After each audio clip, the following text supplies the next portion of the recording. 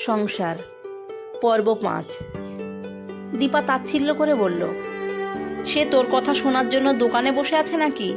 সে তো সুন্দরী বউ নিয়ে ফুর্তি করতে সাজেক গেছে। নিপা রাগে বেসামাল হয়ে বলল, এখানে আমার জীবন মরণের প্রশ্ন, আর তোমার বড় ছেলে অকৃতজ্ঞের মতো চলে গেছে। ফোন করে বড়দা ভাইকে আসতে বলো মা। রূপা ফোন নিয়ে ছুটে এলো। নন্দিতা দেবীর অনেক বছর আগের কথা মনে পড়ে গেল। তখন সদ্য বিয়ে হয়েছে। সেই যুগে অত হানিমুন টানিমুন ছিল না। তবে নতুন বউ নিয়ে আত্মীয় স্বজনদের বাড়ি বেড়াতে যাওয়ার খুব চল ছিল। রূপায়ণের বাবা যখন প্রথম নন্দিতা দেবীকে নিয়ে তার মামার বাড়ি বেড়াতে গেল, সদ্য বিয়ে হওয়া নন্দিতা দেবী তখন খুব উচ্ছ্বাস নিয়ে স্বামীর হাত চেপে ধরে গাড়িতে বসেছিল। মামার বাড়ির খুব কাছে গিয়ে খবর এলো তার এক ননদ এক লোকের হাত ধরে পালিয়ে গেছে। রূপায়ণের বাবা খবর পেলে নন্দিতা দেবীকে সাথে নিয়ে তড়িৎ গতিতে গাড়ি থেকে নেমে গেল। এইদিকে মামার বাড়িতে প্রথম জামাই আসছে বলে আস্ত খাসি মেরে বিশাল আয়োজন করা হয়েছে। সেদিন বাড়িতে গিয়েও কোনো লাভ হয়নি। রূপায়ণের বাবা কিছুই করতে পারেনি। শুধু শুধু মাঝখান থেকে নন্দিতা দেবীর স্বামীকে সাথে নিয়ে প্রথম বেড়াতে যাওয়াটাই মাটি হলো। তারপর কত ঘুরতে গেছে, কিন্তু সেই প্রথম বেড়াতে যাওয়ার মতো উচ্ছ্বাস আর কখনো কাজ করতো না। নন্দিতা দেবী দীর্ঘশ্বাস ফেলে শীতল কণ্ঠে বলল, খবরদার কেউ রূপায়ণকে ফোন করবি না, ও ঘুরে আসুক, তারপর একটা সিদ্ধান্ত নেওয়া যাবে। নিপা খেপে গেল, বলল, আমার থেকেও তোমার ছেলের ঘুরে বেড়ানো বেশি গুরুত্বপূর্ণ তোমার কাছে?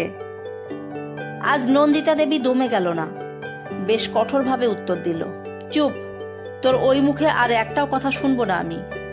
বিয়েটা তো নিজের পছন্দে করেছিলি, কত করে আমি রূপায়ণ বুঝিয়েছি, তখন আমাদের কারো কথা শুনিসনি তুই। তারপরও রূপায়ণ নিজে দাঁড়িয়ে থেকে বেশ ধুমধাম করে তোর বিয়ে দিয়েছে।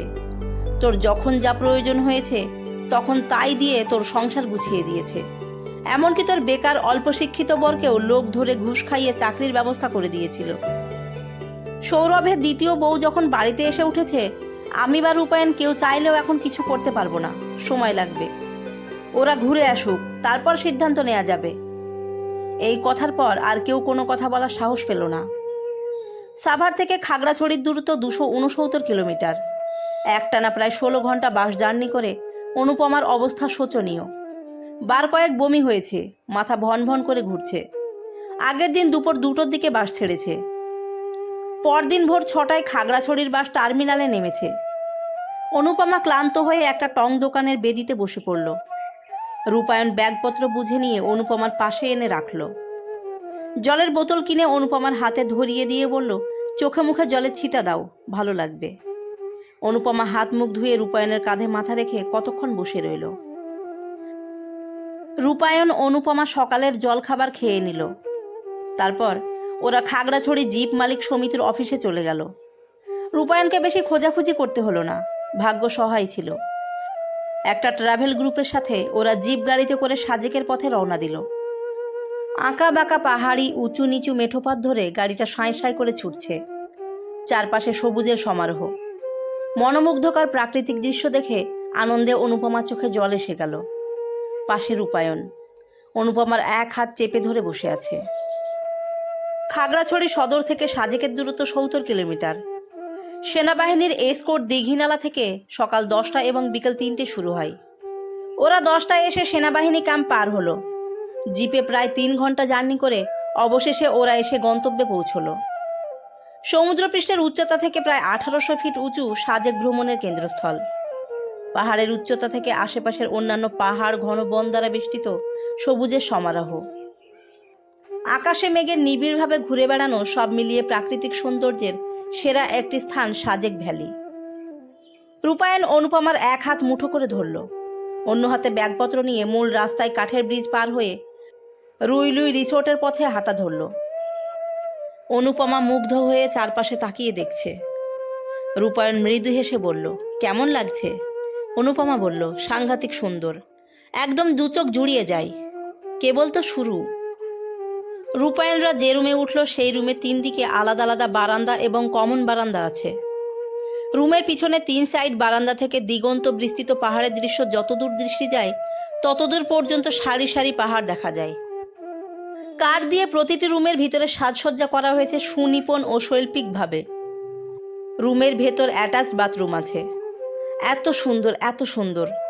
অনুপমা মুগ্ধ হয়ে চারপাশে ছুটোছুটি করছে। সারাদিনের ক্লান্তি কোথায় ধুয়ে মুছে গেছে। রূপায়ণ আচমকা অনুপমাকে কোলে তুলে নিল। অনুপমা লজ্জা পেয়ে বলল, এ কি করছো, ছাড়ো। ছাড়ার জন্য তো তোমায় ধরিনি। অনুপমা কেঁপে উঠল। রূপায়ণের কাঁধ জড়িয়ে ধরে ফিসফিস করে বলল, তাহলে? রূপায়ণ অনুপমার নাকে নাক ঘষে চোখে চোখ রেখে গভীরভাবে তাকালো। আবেগী কণ্ঠে বলল, সারা জীবন বুকের মাঝে খুব যত্ন করে আগলে রাখার জন্য তোমায় আমি ধরে রাখতে চাই অনুপমা। তুমি আমার অতৃপ্ত পুরুষসত্তাকে করেছো পরিপূর্ণ। আরও কিছু বলার আগে অনুপমা আলতো করে রূপায়ণের ঠোঁটে হাত রাখল। আবেশে বুঝে আসা কোমল কণ্ঠে বলল, উফ, চুপ করো না। রূপায়ণ অনুপমার ঠোঁটে ঠোঁট রেখে গভীরভাবে চুমু এঁকে দিল। খুনসুটিতে মেতে রইল অনেকক্ষণ।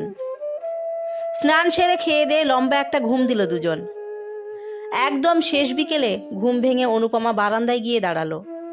চারপাশের মনোরম পাহাড় ও তার সাথে সাদা তুলোর মতো মেঘের ভ্যালি দেখে অনুপমা অবাক বিস্ময়ে তাকিয়ে রইল। মুগ্ধতার রেশ সহজে কাটতে চায় না। যে কোনো সময়ই সাজেক পৃথিবীর অপরূপ মায়ের রঙে রাঙিয়ে তোলে সকলকেই। রূপায়ণ ঘুম ভেঙে অনুপমাকে পাশে পেল না।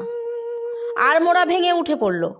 বারান্দায় গিয়ে পেছন থেকে আলতো করে অনুপমাকে জড়িয়ে ধরে কাঁধে চিবুক রাখল।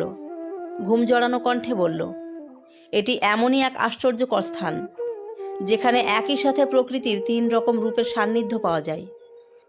কখনো অনুভূত হবে খুব গরম, কখনো ভিজে যাবে হঠাৎ করে আসা বৃষ্টিতে, অথবা নিমেষের মধ্যেই তোমার চারপাশ ঢেকে যাবে সাজেক ভ্যালির ঘন মেঘের কুয়াশার চাদরে। চারিদিকে মেঘের তুলোর মতো উড়া এখান থেকে ওখানে, পাহাড় থেকে পাহাড়ে তোমার মনে শিহরণ জাগানো আনন্দ দেবে। বলতে বলতেই সাদা সাদা তুলোর মতো মেঘ ওদের আলতো করে ছুঁয়ে দিয়ে গেল। প্রিয় মানুষটির শিহরণ জাগানো নরম নিঃশ্বাস ও ঝিরিঝিরি মেঘের উষ্ণতায় অনুপমা আবেশে বুঁদ হয়ে রইল। চোখের কোণে বিন্দু বিন্দু জল জমেছে। আবেগী কণ্ঠে বলল, এত সুখ আমার কপালে লেখা ছিল বুঝি? রূপায়ণ মৃদু হাসল। উত্তরে অনুপমাকে আরও একটু নিবিড়ভাবে জড়িয়ে ধরে বলল, স্বর্গসুখ কাকে বলে আমি জানি না অনুপমা, তবে তুমি আমার জীবনে এসে আমাকে রংধনু 7 রঙে রাঙিয়ে দেওয়ার পর থেকে আমার প্রত্যেকটা সেকেন্ড মনে হয় আমি স্বর্গসুখে ভেসে বেড়াচ্ছি। তুমি আমার জীবনে আরও আগে এলে না কেন অনুপমা? অনুপমা সে কথার উত্তর না দিয়ে রূপায়ণের বুকের মাঝে মাথা রেখে চুপটি করে বসে রইল।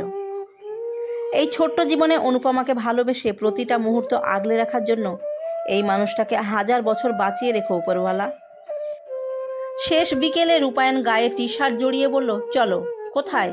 গেলেই দেখতে পাবে। অনুপমা একটা লং জামা আর প্লাজো পরে মাথায় উঁচু করে ঝুঁটি বেঁধে নিল।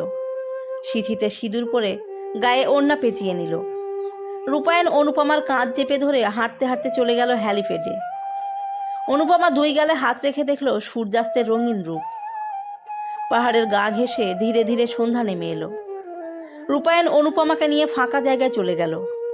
পাহাড়ের পথ ধরে বেশ কিছুটা উপরে উঠে টান টান হয়ে শুয়ে পড়ল। হাত ধরে অনুপমাকেও পাশে শুইয়ে দিল। দুজন দুজনের মাথা ঠেকিয়ে আড়াআড়িভাবে শুয়ে একরাশ মুগ্ধতা নিয়ে দেখতে লাগলো সন্ধ্যার পরিষ্কার আকাশের অপরূপ সৌন্দর্যের প্রাণ জুড়ানো কোটি কোটি তারা। সাজেকের সন্ধ্যা নামে অপরূপ এক সৌন্দর্য নিয়ে মেঘমুক্ত নীলাকাশ একটু একটু করে অন্ধকারে আচ্ছন্ন হয়ে যাচ্ছে, আর মিটিমিটি করে জ্বলে উঠছে একটি দুটি করে তারা। অল্প কিছুক্ষণের মধ্যে একটি দুটি থেকে সহস্র তারা চোখের সামনে জ্বলজ্বল করে উঠল। অনুপমা আগে এরকম তারা ভরা আকাশ জীবনেও দেখেনি। রূপায়ণ বলল, অনুপমা, আর একটু গভীরভাবে আকাশের দিকে তাকাও। অনুপমা চোখ ডলে নিয়ে গভীরভাবে আকাশপানে তাকিয়ে রইল। স্পষ্টভাবে দেখতে পেল মিল্কি ওয়ে বা ছায়াপথ। অনুপমা মুখে হাত চেপে ধরে বলল, ওয়াও, এত সুন্দর! এই ছায়াপথ সবসময় বইয়ের পাতায় দেখেছি, কি সৌভাগ্য আমার, আজ নিজে চোখে দেখলাম। রূপায়ণ হেসে দিল, মন ভালো করা হাসি। গভীর রাত পর্যন্ত তারাভরা আকাশের নিচে পাহাড়ের বুকে দুটিতে শুয়ে শুয়ে জীবনের শ্রেষ্ঠ কিছু মুহূর্ত উপভোগ করল। রিসোর্টে ফিরে তৃপ্তি করে রাতের খাবার খেলো দুজন। কখনো অনুপমা রূপায়ণকে তুলে খাইয়ে দেয়, তো কখনো রূপায়ণ অনুপমাকে। মেনুতে ছিল সাদা ভাত, আলু ভাজি, মুরগির মাংস, সবজি। ঘড়িতে অ্যালার্ম বেজে উঠতেই রূপায়ণ জেগে উঠল। অনুপমার সারা কপালে লুটিয়ে পড়া অবাধ্য এলোমেলো চুলগুলো কানের পিঠে গুজে দিয়ে ফিসফিস করে বলল, ওঠো লক্ষ্মীটি। অনুপমা ঘুম ঘুম চোখে মিটিমিটি করে তাকালো। রূপায়ণের সুন্দর মুখখানি অনুপমার চোখের সামনে ভেসে উঠতেই একটুখানি হাসল। ঘুমে বুঝে আসা মায়াবী কণ্ঠে বলল, আর একটু ঘুমাবো প্লিজ। রূপায়ণ জোর করে অনুপমাকে টেনে তুলল। একগাছি সিল্কি সুন্দর চুলগুলো খোপা দিয়ে বেঁধে মাথায় ওড়না দিয়ে ঘোমটা তুলে দিল। তারপর হাত চেপে ধরে খুব ভোরে কোথায় যেন নিয়ে গেল। চারিদিকে হালকা কুয়াশায় ঘন মেঘের মেলা। গতকাল সন্ধ্যায় যে জায়গায় অনুপমারা এসেছিল, ভোরে সেখানেই নিয়ে এলো রূপায়ণ। রূপায়ণ অনুপমার ঠিক পেছনে দাঁড়িয়ে কানের লতিতে মুখ ঠেকিয়ে বলল, পাহাড়ের বুকে তাকা অনুপমা। অনুপমা কেঁপে উঠল। নিঃশ্বাসে চঞ্চলতা। অনুপমা চোখ তুলে তাকালো। ধীরে ধীরে পাহাড়ের বুক বেয়ে বিশাল লাল রঙা সূর্যটা একটু একটু করে নীল আকাশের দিকে ছুটে যাচ্ছে। ঝিরিঝিরি সাদা সাদা মেঘ দুজনকে বারংবার ভিজিয়ে দিয়ে যাচ্ছে। রূপায়ণ ঘড়ি দেখে অনুপমার এক হাত চেপে ধরল। নিয়ে গেল সাজেকের সর্বোচ্চ চূড়া কংলাক পাহাড়ে। ওরা চূড়ায় উঠতে উঠতে দেখতে পেল মিজোরাম সীমান্তের পাহাড় আর সবুজের মিতালি। অনুপমা কিছুদূর গিয়ে ক্লান্ত হয়ে পড়ল। হাঁটার অভ্যাস না থাকার কারণে পা আর চলে না। রূপায়ণ তাড়া দিল। রূপায়ণের উৎসাহে অবশেষে কংলাক পাহাড়ের চূড়ায় উঠতে সফল হলো অনুপমা। চারপাশে তাকিয়ে মনোমুগ্ধকর প্রাকৃতিক সৌন্দর্য দেখে ভুলে গেল কোনো যান্ত্রিক নগরের দূষিত বাতাস, শব্দ এবং কর্কট সমাজে জন্ম নেওয়া মানুষ। মন প্রাণ দেহ পুলকিত হলো এক বিশুদ্ধ চিন্তা এবং অনুভূতিতে। রূপায়ণ কিছুটা পিছিয়ে গেল। দুহাত আড়াআড়িভাবে রেখে চিৎকার করে বলল, মাথার ওপর ঝলমলে নীল আকাশ, পায়ের নিচে গাঢ় সবুজ রঙা নীল পাহাড়, আকাশে ভেসে বেড়ানো ঝিরিঝিরি সাদা মেঘ সাক্ষী। আমি তোমায় অনেক বেশি ভালোবাসি অনুপমা। অনুপমা চোখের কোণে জল জমেছে। দৌড়ে গিয়ে রূপায়ণের বুকের ভেতর ঝাঁপিয়ে পড়ল। বিড়বিড় করে বলল, ভালোবাসি। রূপায়ণ ছেড়ে দিয়ে অনুপমার সামনে হাঁটু মুড়ে বসল। অনুপমার বাম হাত টেনে নিয়ে ডায়মন্ড রিং পরিয়ে দিল। তারপর হাতের উল্টো পিঠে গভীর চুমু এঁকে দিল। এত উঁচু পাহাড়ে ওঠানামা করে অনুপমার পা দুটো ব্যথায় টনটন করছে। পাহাড় থেকে নামার সময় চড়া রোদে ঘেমে নিয়ে একাকার অবস্থা। সুন্দর মুখটাও শুকিয়ে লাল টুকটুকে হয়ে গেছে। রূপায়ণ কতক্ষণ বসে বসে অনুপমার পা দুটো টিপে দিল। তারপর সকালে জলখাবার খাইয়ে দিয়ে ব্যথার ওষুধ দিল। ছোট্ট একটা ব্যাগ কাঁধে নিয়ে বলল, চলো। অনুপমা দুচোখ বুঝে বিছানায় ঘাপটি মেরে পড়ে রইল। এখন আর কোথাও যেতে ইচ্ছে করছে না। রূপায়ণ দুষ্টুমি করে হাতের তর্জনী দিয়ে অনুপমার সুন্দর মুখখানিতে আঁকিবুকি করতে লাগলো। অনুপমা অস্থির হয়ে রূপায়ণের হাতটা চেপে ধরল। রূপায়ণ অনুপমাকে টেনে তুলল, বলল, দ্রুত পোশাক পাল্টে নাও, দেরি হলে কিন্তু আমিই পাল্টে দেব। অনুপমা চোখ গরম করে বাথরুমে চলে গেল। উফ, এই মানুষটা যে এত ভ্রমণ পিয়াসু কে জানতো। অনুপমা মেরুন রঙা জামদানি শাড়ি পরেছে। রূপায়ণ মুগ্ধ চোখে তাকিয়ে রইল। এই মেয়েটার বাড়াবাড়ি সৌন্দর্য দেখলে রূপায়ণের বুকের ভেতর তোলপাড় শুরু হয়। ইচ্ছে করে সারাক্ষণ অনুপমাতেই মত্ত থাকতে। আগেও অজস্রবার সাজে ঘুরতে এসেছে রূপায়ণ। প্রত্যেকটা পথঘাট রূপায়ণের নখদর্পণে। সাহস করে ট্র্যাকিং টিমের সাহায্য ছাড়াই একাই অনুপমাকে নিয়ে বেরিয়ে পড়ল কংলাক ঝর্ণার উদ্দেশ্যে। কিছুদূর গিয়ে মনে হলো এভাবে একা একা অনুপমাকে নিয়ে যাওয়া ঠিক হবে না। এখানকার স্থানীয় একজন রূপায়ণের বেশ পরিচিত। তাকে ফোন করে ডেকে নিল রূপায়ণ। কুশলাদি করে বেরিয়ে পড়ল। বেলা গড়িয়ে গেছে। কড়া রোদ মাথায় নিয়ে ওরা রওনা হলো কংলাক ঝর্ণার পথে। পাহাড় বেয়ে পুরোটাই নামার পথ। রূপায়ণ আদিবাসী লোকটার সাথে কথা বলতে বলতে অনুপমার হাত ধরে নিচ দিকে ক্রমশ নামছে। অনুপমা সাজেকের উঁচু পাহাড় থেকে নিচের ভ্যালির জমানোর মেঘের সৌন্দর্য মুগ্ধ হয়ে দেখছে। এসব পথে সারাটা সকাল মেঘের আনাগোনা। এবার সেই পথেই হাঁটছে। অনুপমা নতুন হওয়ায় পাহাড়ি পথ চলতে বেশ কষ্ট হচ্ছিল। অচেনা বুনো পরিবেশে ট্রেকিং করে নিচে আসার পর দেখা মিলল শীতল জলের ঝিরিপথ। অনুপমা ক্লান্ত হয়ে ঝিরিতে বসে পড়ল। রূপায়ণও অনুপমার গা ঘেঁষে বসল। ফিসফিস করে বলল, কষ্ট হচ্ছে? অনুপমা রূপায়ণের ঘামার্ত মুখটা শাড়ির আঁচল দিয়ে মুছিয়ে দিল। বলল, একটু তো কষ্ট হচ্ছেই, তবে কষ্ট না করলে এত সুন্দর দৃশ্য দেখতে পেতাম। রূপায়ণ হেসে দিল। কিছুক্ষণ বিশ্রাম সেরে উঠে পড়ল। আবার পাহাড় ধরে উঠতে হবে। ওরা দুপাশে জঙ্গল ঘেরা গভীর খাড়া পথ বেয়ে উঠছে। কিছু দূর যেতেই কানে আসলো ঝর্ণার তীব্র আওয়াজ। সেই শব্দ হাঁটার গতি যেন বাড়িয়ে দিল।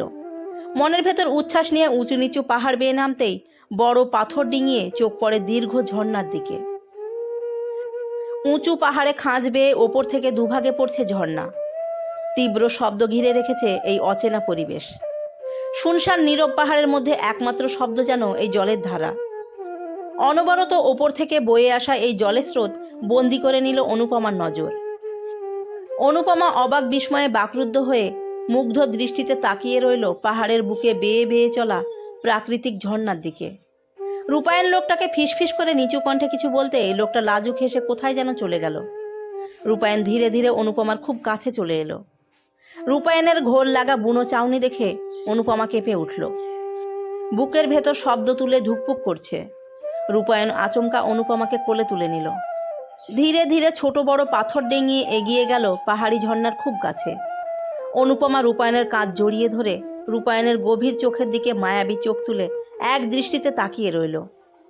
ঝর্ণার নিচে গিয়ে দাঁড়াতেই দুজনকে একসাথে বারংবার ভিজিয়ে দিয়ে গেল। ঝর্ণার ঝিরিঝিরি জল রাশি রূপায়ণ অনুপমার মাথায় চোখে মুখে বেয়ে পড়ছে। রূপায়ণ ভেজা মাথাটা ঝাড়া দিতেই অনুপমার সারা মুখে বিন্দু বিন্দু জলের কণা লুটিয়ে পড়ল। পৃথিবীর আলো এখানে খুবই কম পড়ে। কেমন মোহগ্রস্ত অন্ধকারাচ্ছন্ন পরিবেশ। রূপায়ণ অনুপমাকে পাথরের ওপরে হাঁটু জলের নিচে বসিয়ে দিয়ে নিজেও অনুপমার খুব কাছে গিয়ে বসল। অনুপমার পুরো শরীর ভিজে জবজবে হয়ে গেছে। শাড়ির ওপর দিয়ে প্রত্যেকটা বাঁক স্পষ্টভাবে ফুটে উঠেছে। অনুপমা খুব লজ্জা পেল। ফিসফিস করে বলল, ভেজা কাপড়ে যাব কিভাবে? রূপায়ণ সে কথার উত্তর দিল না। সামান্য ঝুঁকে নেশা জড়ানো চাউনিতে তাকালো। অনুপমার অঙ্গ জুড়ে একরাশ মাদকতা। রূপায়ণ ধীরে ধীরে অনুপমার খুব কাছে চলে গেল। এরপর অনুপমার চোখের পাতায় খুব গভীরভাবে চুমু এঁকে দিল। অনুপমার অস্থির লাগছে। চোখের পাতা তীর তীর করে কাঁপছে। এই সত্যিকারের আদিমতা ঘিরে রাখা পুরো প্রাকৃতিক রাজ্যে প্রিয় মানুষটির সাথে একাকী ঘনিষ্ঠ মুহূর্তগুলো খুব তীব্রভাবে উপভোগ করছে অনুপমা। নিষিদ্ধ ইচ্ছারা ডালপালা মেলে দিয়েছে। মাথায় ভোঁতা অনুভূতি। রূপায়ণের আকুলতা ভরা চাউনি, কিছু উত্তপ্ত অনুভূতি পাওয়া তৃষ্ণা, কিছু অসহ্যময় ভালোবাসা। কে কাকে বাধা দেবে? এই ঝিরিঝিরি ঝর্ণাকে সাক্ষী রেখে দুজনেই যে দুজনকে একান্ত আপন করে পাওয়ার জন্য মরিয়া হয়ে উঠেছে। এভাবে কতক্ষণ কাটলো কে জানে। অনুপমার হুঁশ ফিরতেই প্রচণ্ড লজ্জা পেল। রূপায়ণের বুকে মুখ গুজে বলল, আমার খুব লজ্জা লাগছে। এই ভেজা কাপড়ে ওই আদিবাসী লোকটার সামনে দিয়ে কিভাবে যাব? রূপায়ণ উঠে গিয়ে ফোন বের করে দুজনের কতগুলো ছবি তুলল। তারপর ব্যাগ থেকে অনুপমার জামা প্লাজো বের করে দিয়ে বলল, ওই জঙ্গলে গিয়ে চেঞ্জ করে এসো। অনুপমা হাঁপ ছেড়ে বাঁচল। রূপায়ণের হাত থেকে জামা নিয়ে চলে গেল। রূপায়ণ এই ফাঁকে হাফ হাতা গেঞ্জি শুকনো প্যান্ট পরে নিল। হাত দিয়ে ভেজা চুল ঝাড়তে ঝাড়তে অনুপমাকে তাড়া দিয়ে বলল, কই হলো তোমার? বিকেল হতে হতে আলো কমছে, কিন্তু আলোর আয়ুকাল শেষ হওয়ার আগেই আমাদের ফিরতে হবে অনুপমা। অনুপমা ঘন জঙ্গল থেকে বেরিয়ে এলো। ততক্ষণে আদিবাসী লোকটাও এসে গেছে। দুজনকে সাথে নিয়ে রওনা হলো ফিরতি পথে। রাতে গা কাঁপিয়ে জ্বর এলো অনুপমার। রূপায়ণ ভয় পেয়ে গেল। নাপা ওষুধেও কাজ হলো না। মেয়েটা জ্বরের ঘোরে কেমন যেন করছে। জ্বর কমার বদলে আরও যেন বেড়ে গেল। রূপায়ণ ভয় পেয়ে কেঁদে দিল। কেমন দিশেহারা অস্থির লাগছে। কতবার কতভাবে অনুপমাকে ডাকছে। মেয়েটা কেমন নেতিয়ে গেছে। এদিকে ফোনেও সবসময় নেটওয়ার্ক থাকে না। রূপায়ণ লাগাতার গোবিন্দকে ফোন করল। এই তো রিং হচ্ছে। গোবিন্দ ফোন রিসিভ করে ঘুম ঘুম কণ্ঠে বলল, কি হয়েছে বন্ধু? রূপায়ণ ভেজা কণ্ঠে অস্থির হয়ে বলল, অনুপমার গা কাঁপিয়ে জ্বর এসেছে। আমি এখন কি করব বুঝতে পারছি না। খুব ভয় করছে গোবিন্দ। তুই ঘাবড়ে যাস না রূপায়ণ। এই নে রুম্পার সাথে কথা বল। রুম্পা ফোনটা কানে চেপে ধরে রূপায়ণকে অনুপমার মাথায় জল ঢালার কথা বলে দিল। তাতেও যদি জ্বর না কমে, মাথায় যেন একটা ওড়না দিয়ে জলপট্টি দিয়ে দেয়। ফোন রেখে রূপায়ণ অনেকক্ষণ অনুপমার মাথায় জল ঢালল। এই তো শরীর একটু একটু ঠান্ডা হয়ে আসছে। সারাটা রাত জেগে রইল রূপায়ণ। ভোরের দিকে অনুপমার জ্বর ছেড়ে গেল। সারা শরীর ঘামে ভিজে জবজব করছে। রূপায়ণ তোয়ালে ভিজিয়ে এনে অনুপমার শরীর মুছিয়ে দিয়ে কাপড় পাল্টে দিল। সকাল হয়ে গেছে। দুর্বলতায় অনুপমার শরীর ম্যাচ ম্যাচ করছে। রূপায়ণ জোর করে অনুপমাকে হালকা খাবার খাইয়ে দিয়ে ওষুধ খাইয়ে দিল। এই শরীরেও অনুপমা জেদ ধরেছে, ঘুরতে যাবে এবং সে আজকেও এখানে থাকবে। রূপায়ণ অনুপমার মাথায় হাত বুলিয়ে দিল, বুঝিয়ে বলল, তোমার শরীর খুব দুর্বল, এই অবস্থায় ঘুরতে যাওয়া একদম ঠিক হবে না। একটু পরেই বের হব আমরা। অভিমানে অনুপমা রূপায়ণের হাতটা মাথা থেকে সরিয়ে দিল, বলল, একদম ছোবে না তুমি আমায়, কেউ আমার কথা শোনে না, কেউ না। রূপায়ণ সে কথায় পাত্তা না দিয়ে আর একটু ঘনিষ্ঠ হয়ে বসল। অনুপমা গড়িয়ে খাটের অপর প্রান্তে চলে গেল। রূপায়ণ হেসে দিয়ে বলল, হ্যাঁ হ্যাঁ, আমাকে কিন্তু ভুলেও ছুঁইও না, আমি তো তোমার ভাসুর হই, আমি ছুঁয়ে দিলে পাপ হবে কিন্তু। অনুপমা রাগি রাগি চোখ তুলে তাকালো। রূপায়ণ কত যুক্তিতর্ক করেও সফল হলো না। অবশেষে অনুপমার কথার জয় হলো। আরও একটা দিন থেকে যেতে বাধ্য হলো রূপায়ণ। তবে শর্ত জুড়ে দিল, অসুস্থ শরীরে কোথাও ঘুরতে যাওয়া যাবে না। পাহাড় মেঘ দেখতে হলে বারান্দায় বসে দেখতে হবে। অনুপমা খুশি মনে তাতেই এক বাক্যে রাজি হয়ে গেল। রূপায়ণের কাঁধে মাথা রেখে সারা বিকেল সন্ধ্যা গভীর রাত পর্যন্ত মেঘ দেখল। রূপায়ণের সাথে নানা বিষয়ে গল্পগুজব করে কাটালো। ইচ্ছে করছে এখানেই মানুষটার সাথে সারা জীবন থেকে যেতে। বাড়ি গেলে আবারও মানুষটার রাত ছাড়া দেখা মিলবে না। সারাদিন মানুষটাকে এক পলক দেখার আশায়, একটু মানুষটার কণ্ঠস্বর শোনার আশায় অনুপমা চাতক পাখির মতো অপেক্ষা করে। ওরা যখন রিসোর্ট থেকে চেক আউট করে চাঁদের গাড়িতে চেপে বসলো, কিছু দূর গিয়ে রূপায়ণ খেয়াল করলো এই গাড়ির ছেলেগুলো বেশি সুবিধার না। কেউ অনুপমার দিকে অদ্ভুত চোখে তাকিয়ে আছে, কেউ বা লোভাতুর দৃষ্টিতে তাকিয়ে আছে। অনুপমা কুণ্ঠিত বোধ করছে, কেমন জড়সড় হয়ে রূপায়ণের গা ঘেঁষে বসে আছে মেয়েটা। এতগুলো জলজলে চোখ ঘুরে ফিরে বারবার অনুপমার দিকে তাকাচ্ছে। রূপায়ণ খানিকক্ষণ কি যেন ভাবল, তারপর ব্যস্ত হাতে ফোনটা কানে চেপে ধরল। রাশভারী কণ্ঠে বলল, কেসটা আজ কোর্টে ওঠার কথা ছিল, উঠেছে? না না, আমি ছুটিতে আছি, আমার ওয়াইফকে নিয়ে একটু সাজেক ট্যুরে এসেছি। হ্যাঁ হ্যাঁ, কাল পৌঁছেই সরাসরি ডিউটিতে জয়েন করব, রাখি। অল্প বয়সী ছেলেগুলো নড়ে চড়ে বসলো। কেউ আর অনুপমার দিকে সরাসরি তাকানোর সাহস পেল না। রূপায়ণের উপস্থিত বুদ্ধি দেখে অন্যদিকে তাকিয়ে মুখ টিপে নিঃশব্দ হেসে দিল অনুপমা। ছবির মতো অপরূপ প্রাকৃতিক সৌন্দর্যময় দৃশ্য পিছনে ফেলে ওরা একটু একটু করে চলে যাচ্ছে কোলাহলপূর্ণ ইট পাথরের মেকি শহরে। একটানা 21 ঘন্টা জার্নি করে দুজনে বাড়িতে ফিরল। বাড়িতে ঢুকতে না ঢুকতেই নিপার ব্যাপার নিয়ে শুরু হয়ে গেল অশান্তি। নিপা কেঁদে কেটে একাকার অবস্থা। সৌরভ দুদিন ধরে এসে নিপার পা ধরে বসে আছে, যে কোনো মূল্যে সে নিজের বউ ফিরিয়ে নিয়ে যাবে। নিপা কিছুতেই ওই লম্পটটার সাথে আর যাবে না। অরূপ তেড়ে গিয়েছিল সৌরভকে মারতে, সীমা বাধা দিয়েছে। সবাই রূপায়ণের ফিরে আসার দিন গুনছিল। রূপায়ণ সবার কথা শুনে ক্লান্ত শরীরটা সোফায় এলিয়ে দিল। শরীর আর সায় দিচ্ছে না, ঘুমে দুচোখ বুজে আসছে। এক গ্লাস ঠান্ডা জল খেয়ে ধীর কণ্ঠে বলল, আমার ছোট বোনকে ভালোবেসে বিয়ে করার পরও আবার তোমাকে কেন বিয়ে করতে হলো সৌরভ? গল্পের বাকি অংশ আগামী পর্বে। গল্পটি ভালো লেগে থাকলে সাবস্ক্রাইব করে পাশে থাকবেন। ধন্যবাদ সবাইকে।